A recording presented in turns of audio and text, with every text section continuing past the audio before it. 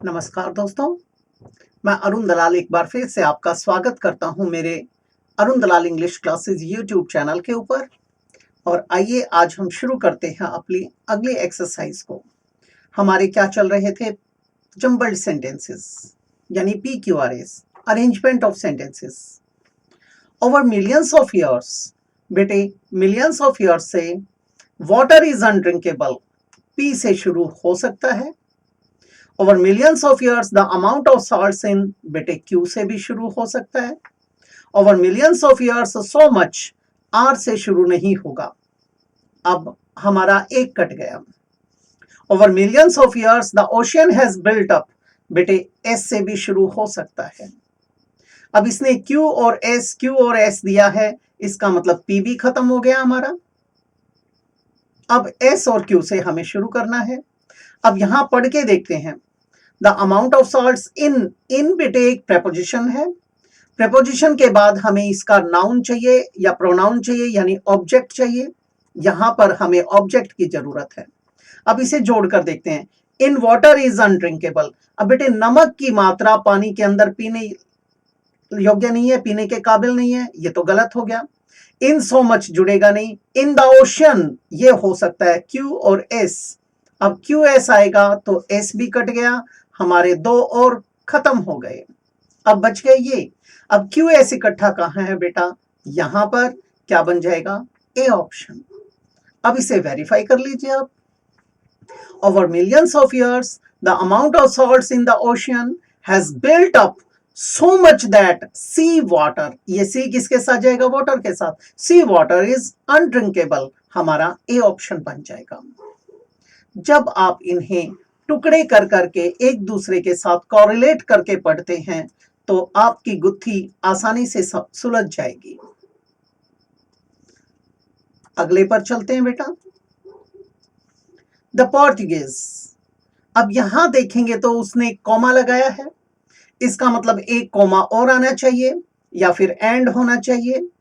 अब यहां कहीं पे एंड तो दे नहीं रखा, इसका मतलब दूसरा कॉमा चाहिए। दूसरा कॉमा कहां मिला हमें? यहां पर। इसका मतलब है शुरू किससे होगा? एस से। अब ये खत्म, ये खत्म और ये खत्म।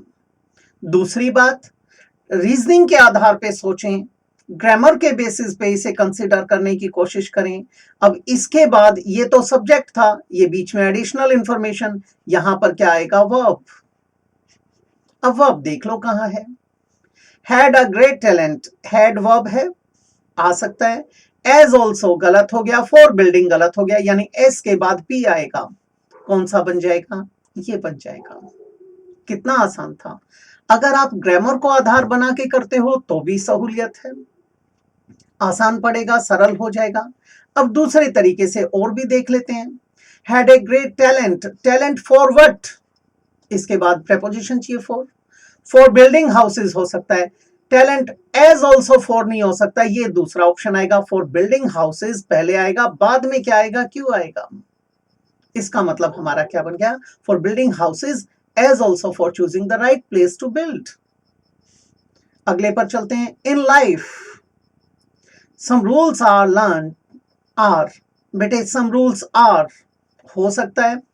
आर के बाद या तो V1 ING या वर्ब की थर्ड फॉर्म या फिर complement. Some rules are as in business गलत हो गया। सम रूल्स आर दे सीम गलत हो गया। सम रूल्स आर लर्नड, ये थर्ड फॉर्म आ गई। पी और एस का कॉम्बिनेशन देख लीजिए कहां है।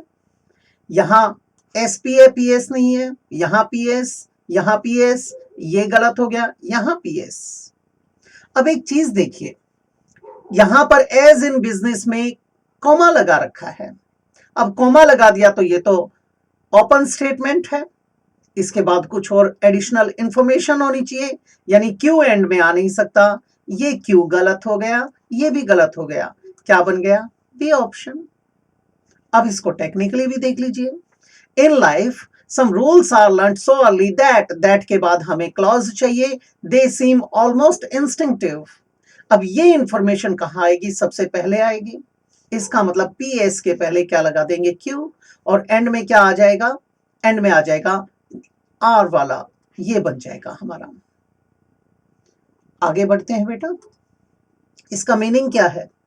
इसका मीनिंग है जीवन में और बिल्कुल वैसे ही बिजनेस में भी कुछ ऐसे नियम होते हैं जो नेचुरली सीख लिए जाते हैं, बिल्कुल नेचुरल नजर आते हैं, जिनके लिए हमें कोई सतत संघर्ष नहीं करना पड़ता।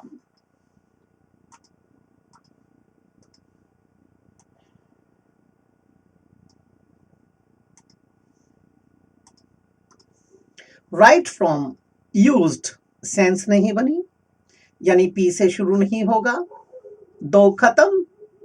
अब right from prehistoric times the phases of the moon Q से शुरू होगा, पता चल गया। राइट फ्रॉम फॉर्म्ड गलत हो गया, राइट फ्रॉम ऑफ गलत हो गया, यानी बनेगा इसी से। अब देखते हैं टेक्निकली, इसमें कोई चीज कॉमन, क्यू और पी, क्यू और पी, यानी क्यू हमारा नंबर 1 पोजीशन पे आएगा और पी नंबर 3 पोजीशन पे आएगा। अब और लॉजिकली देखते हैं, यहां आया यूज्ड, अब ये यूज्ड या तो सेकंड फॉर्म है या थर्ड फॉर्म है। अब हम देखते हैं पीछे की तरफ क्या दे रखा है। यहां पर इसके पीछे हैव है, हैव के साथ अगर पोजेशन को दिखाओगे तो किसी चीज का नाम आना चाहिए। अगर किसी चीज के लिए आपके ऊपर रिस्ट्रिक्शंस हैं, आप बाउंड हैं, तो टू इन्फिनिटिव आना चाहिए। और किसी काम का पूरा होना है तो थर्ड फॉर्म आनी चाहिए, और पैसिव है तो बीन के साथ थर्ड फॉर्म आनी चाहिए। अब ये खुल गया हमारे पास। दूसरा, ये देखने की जरूरत नहीं, और यहां देखते हो तो द फेजेस के अधूरा है, इसके बाद कुछ होना चाहिए। द फेजेस यूज्ड गलत हो जाएगा, एज ए मेजर ऑफ, ठीक है। फिर कहता है द फेजेस फॉर्म्ड, अगर हम यहां लगा देते हैं तो इसकी वर्ब कहां है, यहां तक आने के बाद ये तो अधूरा रह गया। The phases formed the basis of the earliest calendars, the phases किसके, the phases of the moon, यानी क्यू के साथ क्या जुड़ेगा, ये जुड़ेगा। अब यहां देखते हैं तो हैव बीन दिया गया है बेटे, अगर पैसिव वॉइस बनाएंगे तो थर्ड फॉर्म चाहिए यहां पर, ठीक है, और नहीं तो कॉम्प्लीमेंट चाहिए। अब कॉम्प्लीमेंट दे नहीं रखा, इसका मतलब एक थर्ड फॉर्म ये है, एक ये है।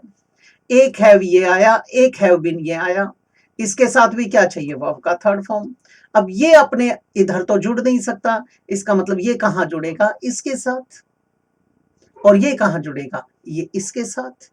तो हमने क्या बनाया, right from prehistoric times the phases of the moon have been used as a measure of time and have formed the basis of the earliest calendars.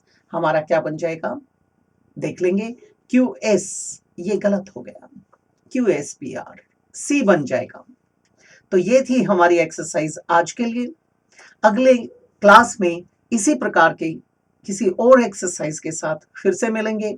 इजाजत चाहूंगा। नमस्कार दोस्तों।